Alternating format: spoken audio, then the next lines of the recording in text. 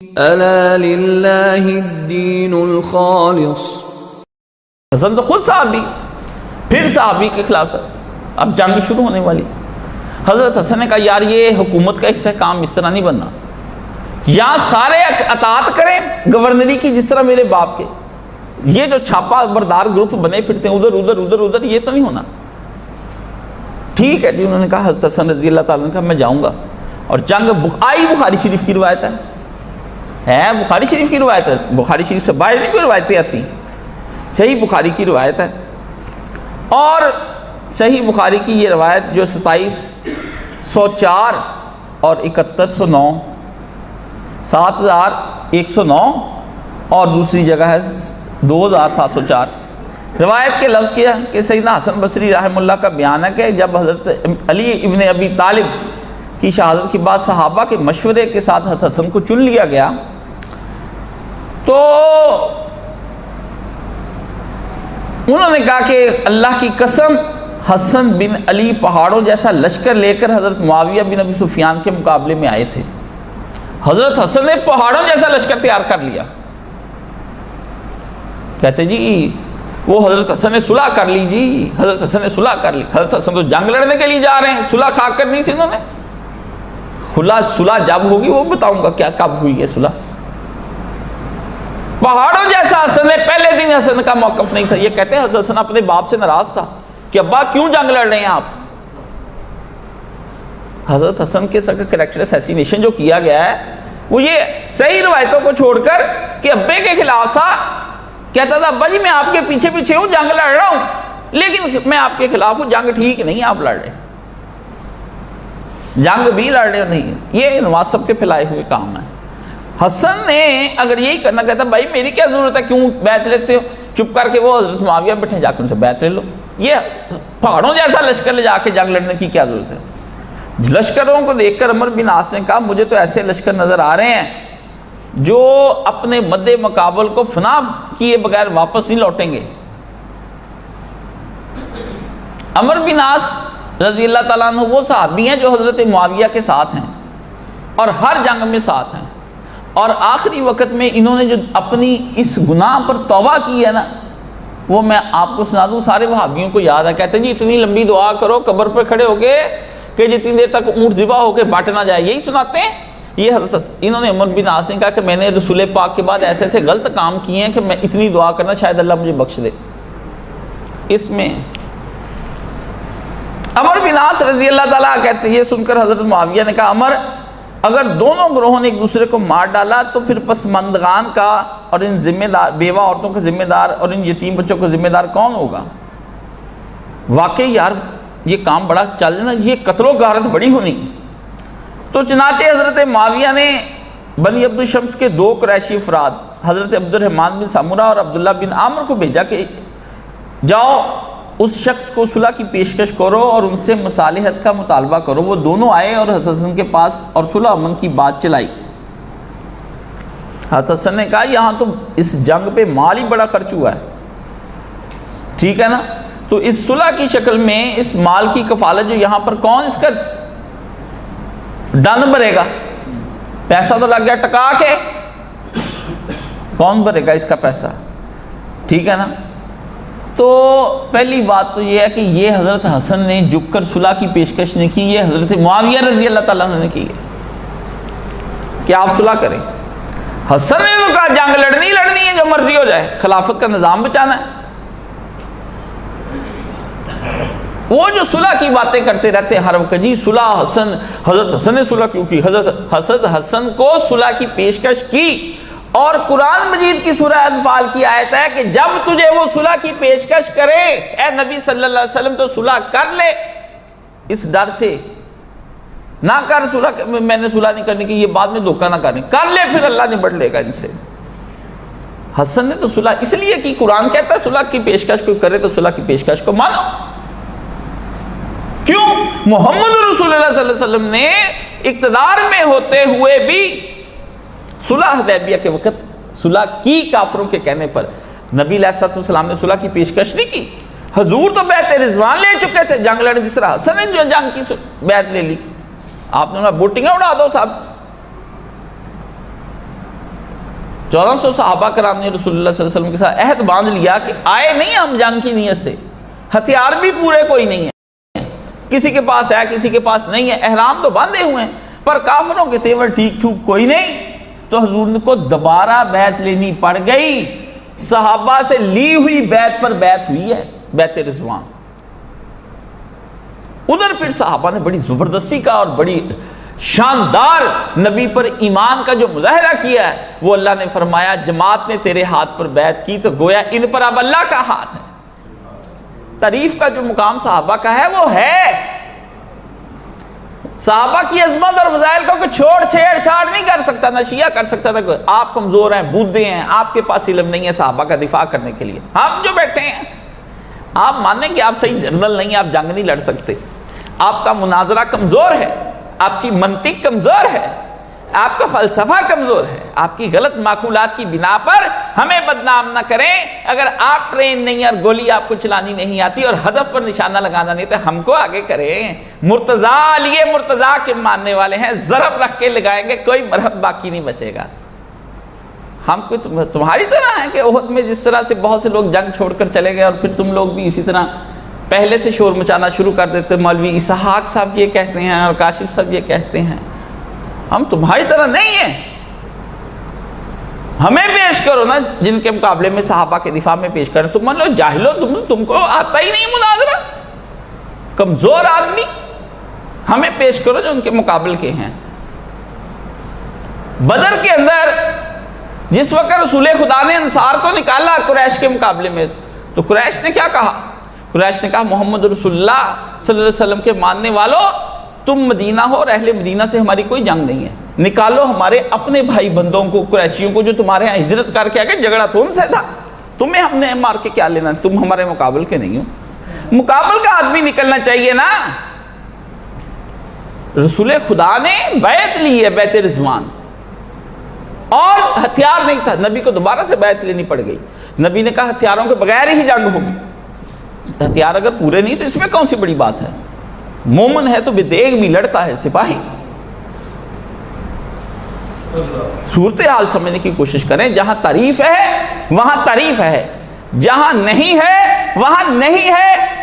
آپ کی مصیبت یہ ہے کہ جہاں تعریف ہے وہاں بھی ہے اور جہاں نہیں ہے وہاں بھی ہے۔ آپ کا مسئلہ یہ ہے، ہمارا یہ مسئلہ نہیں ہے، یہ آپ کا ہے، اس لیے حل کرتے رہیں۔ اس لیے گولیوں سے، بندوقوں سے اور بمبوں سے اور کافر کہنے سے تم یہ مسئلے حل کرنا چاہتے ہو، وہ ہونے نہیں ہیں۔ ایک تم نے ان کی امام بار کا بھی تازہ جلا دیا، انہوں نے تمہارا جامعہ زبیریہ پر تمہارا کام ہو گیا۔ اسی طرح جلتے جلاتے رہو گے، امت کو تڑپاتے رہو گے۔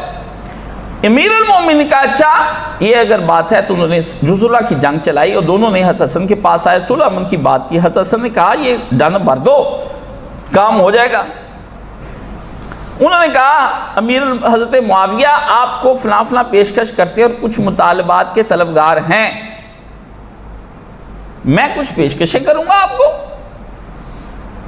اور مطالبہ میرا یہ ہے کہ آپ جو ہے مجھے ان قاتلین عثمان کو پکڑنے دیں۔ مطالبہ یہی تھا۔ حضرت حسن نے فرمایا اس معاہدے کی ذمہ داری اور اس کی تکمیل کا کون ذمہ دار ہوگا؟ ان دونوں نے جواب دیا ہم ذمہ دار ہیں۔ اور حسن سے کہا جو آپ مطالبہ کرتے ہیں وہ دونوں ہم ذمہ لیتے ہیں۔ جب صلح ہو گئی تو اس وقت سیدنا ابو بکرہ نے یہ فرمایا کہ رسول اللہ نے فرمایا تھا کسی زمانے میں یہ میرا بیٹا سردار ہے اور اس کی وجہ سے دو بڑے مسلمان گروپوں کے اندر صلح ہو جائے گی۔ یہ صلح چند شرطوں کی بنیاد پر ہوئی، اور اس صلح کے بارے میں رسول اللہ صلی اللہ علیہ وسلم نے پہلے ہی صحیح حدیث کے اندر بیان فرما دیا تھا کہ صلح جو ہوگی اس صلح کے اندر ایک مداہنت ہوگی، صاف دل سے وہ صلح نہیں ہونی، کدورتوں کے ساتھ صلح ہونی۔ یہ نبی کی حدیث ہے۔ صلح ہو گئی، صلح ہو گئی۔ سید خالد جامی کہتا ہے کہ مودودی نے لکھا نہیں صلح کے متعلق، ایک حرف بھی نہیں لکھا، شکر کرو نہیں لکھا اس نے خلاف ملوکیت میں۔ آپ جی صلح پر بتائیں کہ صلح نہیں ہوئی تھی، آپ جی بتائیں، اور صلح ہوئی تھی، ہم نے کی ہے، تم نے کی آ کر صلح۔ لیکن صلح کی بارے میں رسول نے فرمایا کدورتوں کی بنیاد پر ہوگی، اندر کدورتیں چلتی رہیں گی۔ حسن تو صاف ہو کر کر لو بھائی. یہ حدیث نہیں تم لوگوں نے پڑھ دی, یہ حدیث تم لوگوں کو سمجھ نہیں آئے گی نا کہ صلح قدورتوں کی بنیاد پر ہوئی. اور صلح پر جو ہوئی, امیر المومنین حضرت حسن نے اس وقت ایک خطبہ دیا, فرمایا میں جو حضرت معاویہ سے جنگ ختم کر رہا ہوں اس کی وجہ یہ نہیں کہ مجھے اپنے موقف کی سچائی میں کوئی شک ہے یا شرمندگی ہے یا میرے باپ کا طریقہ غلط تھا کہ وہ ان سے جنگ کر رہا تھا, نہیں, ہم نے ایمان کی سلامتی اور ثابت قدمی سے ان شامیوں کا مقابلہ کیا ہے, مگر میں اب دیکھتا ہوں کہ میری اس فوج کے اندر وہ ایمان کی سلامتی اور صبر نہیں رہا. یہ کیا بات ہوئی؟ یہ بات سمجھانے کی آپ کو. حضرت معاویہ نے جب اس طرح جنگ شروع ہوئی تو اس کے ساتھ یہ معاملہ کیسے پیش ہے, یہ سمجھنے کی بات اصل میں ہے. حضرت حسن نے اپنا پہلا دستہ قیس بن سعد بن عبادہ رضی اللہ تعالیٰ عنہ کو ساتھ اسے کہا کہ جا کر حضرت معاویہ سے جنگ کرنے کے لیے پہلے سے جا کر جنگ کی تیاری کرو, میں آ رہا ہوں. اسی وقت وہ خوارج جو حضرت علی کے خلاف تھے اور انہوں نے بھی بیعت کر لی تھی, ان لوگوں سے, اور وہ لوگ جن کو حضرت معاویہ رضی اللہ تعالیٰ عنہ سے جو ان کے جرنیلوں کو سمجھ رہے, مشیروں کو نہیں, جرنیلوں کو, حضرت معاویہ نے خط بھیجے حضرت حسن کو کہ یہ آپ کے گروپ کے لوگ ہیں, سردار ہیں, ان سرداروں نے مجھ سے معاہدہ کر لیا ہے کہ ہم جب جنگ میں آئیں گے ہم حسن سے پیچھے مڑ جائیں گے اور ہم حسن کو گرفتار کر کے آپ کے دربار میں پیش کر دیں گے, پھر آپ جو مرضی چاہے حسن کے ساتھ کرتے رہے. حضرت حسن کو یہ شک بھی تھا. یہ خط بھی حضرت معاویہ نے بھیج دیے تھے, خط بھی آپ نے پڑھ لیے. خط میں وہ آدمی بھی شامل ہے جس آدمی کی بیٹی نے حضرت حسن کو زہر دیا ہے, جادہ بنت اشس بن قیس, یہ آدمی بھی شامل ہے. بیٹی دے چکا ہے حضرت حسن کو, اور سرکردہ بندوں میں جی میرا تو حسن دماد ہے. ادھر سے حضرت معاویہ سے ساز باز کر لی کہ ہم یہ آپ سے لیں گے علاقے اور ادھر سے اتنا مال لیں گے, ہم حسن کو گرفتار کرا کے آپ کو دے دیتے ہیں. ادھر سے فوج میں ایک مقام پر آپ بیٹھے ہیں سابات پر, وہاں پر فوج کے اندر ایک دم سے یہ افواہ اڑی کہ قیس بن سعد بن عبادہ کا لشکر حضرت معاویہ کے پاس پہنچا, ادھر لڑائی ہو گئی, وہ قیس مارا گیا, لشکر ختم ہو گیا, تباہ ہو گیا, اب لشکر ادھر کو آ رہا ہے. بندوں نے حضرت حسن رضی اللہ تعالیٰ عنہ پہ ہی حملہ کر دیا, اپنے ہی بندوں نے. وہ جو منافقین تھے انہوں نے حضرت حسن پر حملہ کر دیا, آپ کے شانے مبارک کو یہاں سے تلوار پہ رکھ کے کاٹا, آپ کے نیچے سے جو بوریا تھا وہ چھین لیا جو ایک خلیفہ امیر المومنین کا تھا. حضرت حسن کے سپاہیوں نے حضرت حسن کو گھیر لیا. آپ نے آواز دی کہاں ہے بنو ربیہ اور کہاں ہے دوسرے لوگ, وہ اب لوگ اکٹھے ہو کے آ گئے, انہوں نے حضرت حسن کے آگے پیچھے جو فوج لگ گئی, آپس میں فوج کی جنگ چھڑ گئی. حضرت حسن نے بڑی مشکل سے ان کا امن مان کرایا. اتنی دیر میں ایک دوسرا لشکر آ گیا, انہوں نے کہا قیس ابھی مارا نہیں گیا,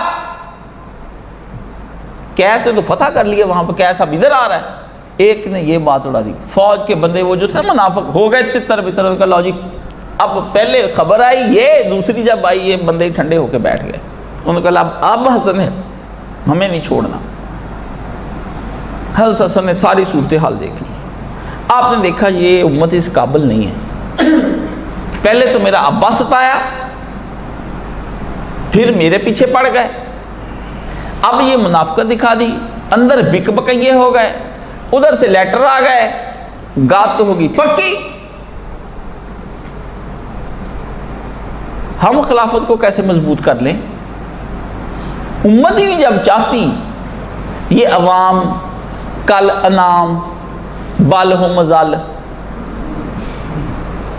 یہ عوام کل انام ڈنگروں جیسی عوام, جب لیڈروں کے سامنے ڈنگر عوام آ جائے نا نیا پاکستان لینے کے لیے, تبدیلیاں لینے کے لیے, ان جاہلوں کے لیے ہم جیسے لوگ بھی اذیتوں میں آ جاتے ہیں کہ کھوتے کے کانوں نے دے کے تو ہمیں بھی ساتھ مروایا، خود بھی مر رہے ہیں.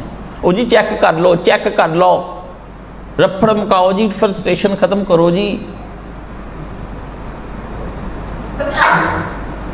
یہ جاہل عوام، آپ ان کی باتیں کرتے ہیں. جائیے جا کر کے پوری تاریخ پڑھ لیجئے. اللہ نے عوام کو ہی عذاب دیا ہے، کبھی نہیں فرق کیا کہ میں امیروں کو، وزیروں کو، بادشاہوں کو عذاب دوں، عوام کو نہ دوں. یہ تو بولی بالی ہوتی، یہ بدماش اور گنڈی ہوتی ہے. جائیں، حضرت نوح کی امت ہو، حضرت ہود کی ہو، صالح کی ہو، کسی کی امت ہو، شعیب کی ہو، ساری امتوں میں سے عوام پر ہی عذاب آیا ہے. اللہ نے چھوڑ دیا بھی یہ بڑے بڑے غلط تھے، یہ بچے بولے والے ہیں، اس میں سے جوان لڑکوں کو تو پتہ ہی کچھ نہیں. اللہ نے فرمایا نہیں نہیں نہیں نہیں، فتنہ و فساد میں یہ آگے بڑھ بڑھ کر کام کرتے ہیں.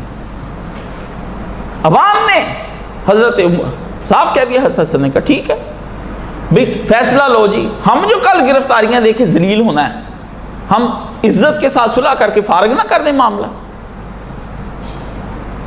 کہتے ہیں لڑکی تو دوڑ گئی، پکڑ کے گھر لے آئے، فرمایا اس سے پھر دوڑ گئی، پھر کہاں کریں گے، اب تو بلا کے نکاح کرا کے فارغ کر دو، طور طریقہ کر دو اس کا، فارغ کرو اس کو. معاملے جب علماء کے سامنے آتے سمجھنے کی، اس امت نے حضرت حسن کے ساتھ یہ سلوک کیا. حضرت حسن نے کہا کیونکہ میں دیکھ چکا ہوں کہ نہ ایمان کی سلامتی ہے نہ تمہارے ہاں صبر ہے، ہم اب بھی تمہاری وہی ہیں جیسا پہلے تھے، اور تم میں سے تو کچھ صفین کے مقتولوں کا نوحہ پڑھ رہے، کچھ کہتے او جی ہمارے بڑے صفین میں علی نے مروا دیے تھے اس کے باپ نے.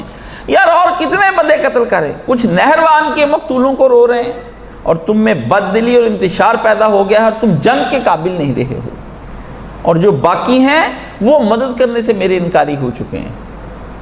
جو روتے ہیں وہ اپنا انتقام تلاش کرتے ہیں، اب ان میں اخلاص نہیں رہا. سن لو معاویہ جس بات کی دعوت دے رہا ہے اس میں عزت ہے نہ انصاف، مجھے کوئی رسپیکٹ نہیں ہے، نہ انصاف کی بات ہے کہ میں اس کے ساتھ صلح کر لوں.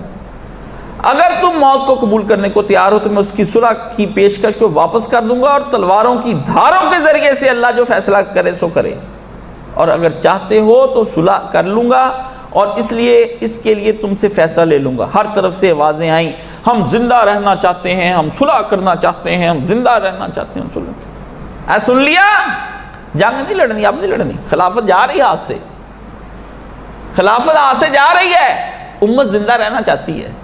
ہم زندہ رہنے، ہم تھک گئے ان جنگوں کے ذریعے، ہم تھک گئے.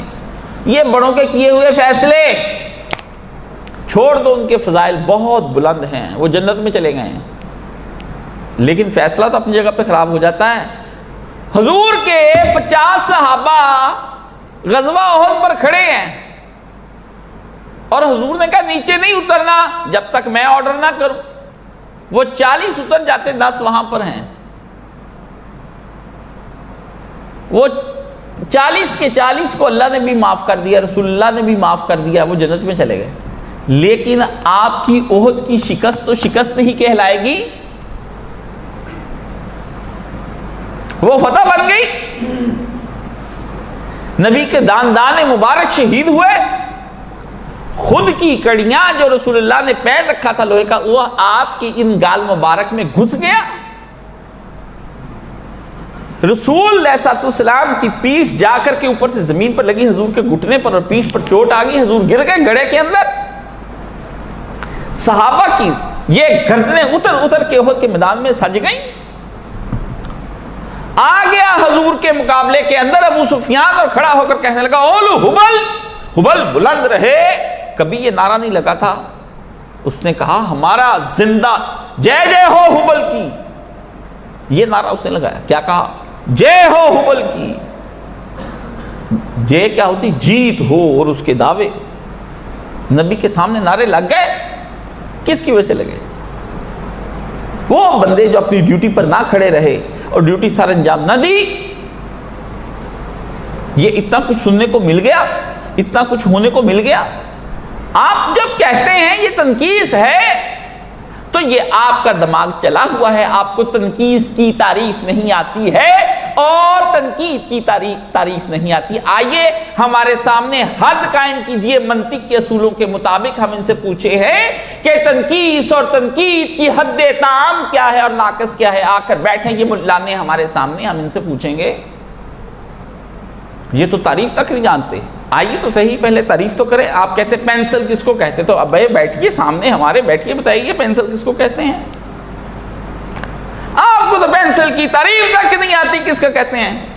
کہتے جی کہ ان کے گلے سے عین نہیں صحیح نکلتا، اس لیے وہ صحیح قرات محمد علی مرزا نہیں کرتا، فلانی نہیں کرتا، کاشف صاحب نہیں کرتا۔ تم لوگوں کو بات سمجھ میں نہیں آتی، ہمیں قرات کا تو ازالہ ہے، بات کا ازالہ نہیں ہے۔ جب فہمی غلط ہو جائے، اگر آپ سے قرآن مجید غلط ہو جائے، اوپر نیچے ہو جائے، تو اللہ معاف کر دیں گے، اللہ کے اور آپ کے فیصلے ہیں۔ لیکن اگر قرآن مجید سمجھ ہی غلط لیا، جیسا کہ خوارج نے سمجھ لیا تھا کہ ان الحکم الا للہ، وہ اٹھ کھڑے ہوئے تھے، کہتے تھے دنیا میں حکمرانی علی صرف اللہ کی ہے، تیری نہیں، تو آیت کا غلط مطلب سمجھ کے کیا کر دیا، امت پوری خون میں نہلا دی۔ سمجھ غلط آ جائے تو ازالہ نہیں ہے، کہ رات کے اوپر نیچ میں آ جائے ازالہ ہے۔ تنقیص اور تنقید کی آپ کو سمجھ آ جائے، اور آپ کو یہ سمجھ آ جائے اگر کہ بات دراصل کیا ہے، ہم کہنا کیا چاہتے ہیں۔ جنہوں نے اس کو تنقیص بنایا، تنقید بنایا اور توہین صحابہ کی، ایسے رافضیوں پہ بھی بے شمار اور ایسے ناصبیوں پہ بھی بے شمار، جو ہمیں کچھ نہیں، ہمیں دور ہٹے، ہم سوحکن کہتے ہیں اپنے نبی کی طرح، دور ہٹے، یہ ہم سے رافضی بھی، یہ ناصبی بھی، ہٹے۔ ہمیں اسلام کے محاذ پر کھڑے ہیں، ہمیں بات کرنے دیں کفار کے ساتھ۔ جب وہ پوچھتے ہیں تمہارے صحاب نے دن دہاڑے جنگیں لڑی اور ایک دوسرے کی گردنیں اتاری، اور حجۃ الوداع کے خطبے کو اپنے پاؤں تلے صحابہ نے روندا کہ ایک دوسرے کی گردنیں نہ مارنے لگا، نبی نے یہ وہاں پر کہا۔ کہتے ہیں جی صحابی نے صحابی کا قتل نہیں کیا، میں نے حافظ زبیر علی زئی کو پکڑ لیا، ادھر آؤ، یہ صحابی کی گردن کاٹتے ہیں۔ کیا اس کا تم جواب دیتے ہو؟ چلو صحابی نے تابعی کو تو مارا ہی ہوگا نا۔ کتنا عجیب وقت ہوگا کہ ایک آدمی نے حضرت علی کے گروپ کا ہوگا اور اس نے حضرت علی کے چہرے کو دیکھا ہوگا، اور حضرت علی کے گروپ کا ایک تابعی دوسرے تابعی کی گردن اتارا ہوگا، تو تابعی مر گئے نا، بے احسان ہم کہاں گیا؟ آپ کیا کر رہے ہیں؟ آپ ان جھگڑوں کو، آپ کہتے ہیں ان پہ کف لسان کرو، اور کف لسان کا مطلب ہے جو مانی ہم کریں وہ تم کرو، جو مانی ہم کریں وہ تم کرو، اور اس کے بعد بمباریاں کرو اور ایک دوسرے کو مارو۔ امت میں کبھی یہ اتحاد نہیں ہونے دیں گے۔ آپ سیدھا مسئلہ کیوں نہیں مانتے ہیں؟ اگر غلطی ہوئی ہے تو غلطی کو غلطی رکھیے، اللہ نے معاف کر دیا، وہ جانے اور اللہ جانے، لیکن اس غلطی کا معنی یہ ہے کہ ہم اس سے سبق لے لیں کہ ہم دوبارہ آپس میں نہیں لڑیں گے۔ اگر کوئی آدمی اس طرح سے فریب دے کر حکومت کو گرائے گا، جیسا کہ یہ اب کے دور میں گر رہی ہے، حکومتیں گرتی ہیں اور بنتی ہیں، امت مسلمہ کے میں لوگ پھر کل کو کہیں گے کہ جی انہوں نے بھی تو حضرت علی کی حکومت گرائی تھی، ہمارے لیے یہ فقہی جواز ہے کہ ہم بھی گرائیں، تو پھر کیسے آپ وفاق اور صوبوں میں کس طرح سے صلح کرائیں گے؟ آپ سمجھتے نہیں ہیں مسئلہ کیا ہے؟ مسئلہ آئینی ہے، کانسٹیٹیوشنل پرابلم چل رہا ہے۔ اس کانسٹیٹیوشن کو حل فرمائیے۔ اگر آپ نہیں کرتے ہیں، کتابوں میں حل کرتے ہیں، وہاں لکھتے ہیں کہ باغیوں کے ساتھ یہ سلوک کیا جائے، لیکن آپ کو نہیں بتاتے ہیں۔ کتابوں میں مانتے ہیں، ہر کتاب میں مانتے، عصری بھی مانتا ہے، دوسرے بھی مانتے، سب مانتے ہیں، سب مانتے، کتابوں میں لکھتے ہیں، پکڑے جانے پر لکھتے ہیں۔ جیسا کہ فضائل اعمال کے اندر ضعیف اور جھوٹی حدیثیں لکھی ہوئی ہیں، ہم پکڑیں تو کہتے ہیں عربی عبارت ادھر لکھی، اس میں لکھا ہے کہ ضعیف حدیث ہے، تو ہم نے تو لکھا ہوا ہے، اور اردو ترجمہ کرتے وقت نہیں لکھا ہوا ہے، کیونکہ ادھر پتہ لگ گیا تو پھر وہ کہے گا ضعیف کو کیوں لکھا ہوا ہے، کیسا چلاکی ہے؟ مولوی پکڑ لے جس کو عربی آتی ہے، لکھا تو ہوا ہے عربی میں کہ ضعیف ہے، عامی کو پڑھائی جاؤ تو پڑھائی جاؤ۔ حضرت حسن کے ساتھ یہ معاملہ ہوا ہے، حضرت حسن سرنڈر کرتے ہیں، انہوں نے کہا ہم صلح چاہتے، اس پر امام نے فرمایا ٹھیک ہے تم جانو اور وہ جانے، میں مدینے واپس جا رہا ہوں۔ حضرت حسن نے ادھر ان کی صلح کرا کے بیعتیں کرا کے سارا ٹرانسفر معاملہ وہاں پہ کرا، میں مدینے جا رہا ہوں، کوفہ چھوڑ گئے پھر ہمیشہ کے لیے، جا مدینے میں رہے، ابے کی قبر کوفہ میں چھوڑ گئے، دونوں بھائی مدینے چلے گئے، پھر نہیں گئے، مدینے چلے گئے، وہاں پر جا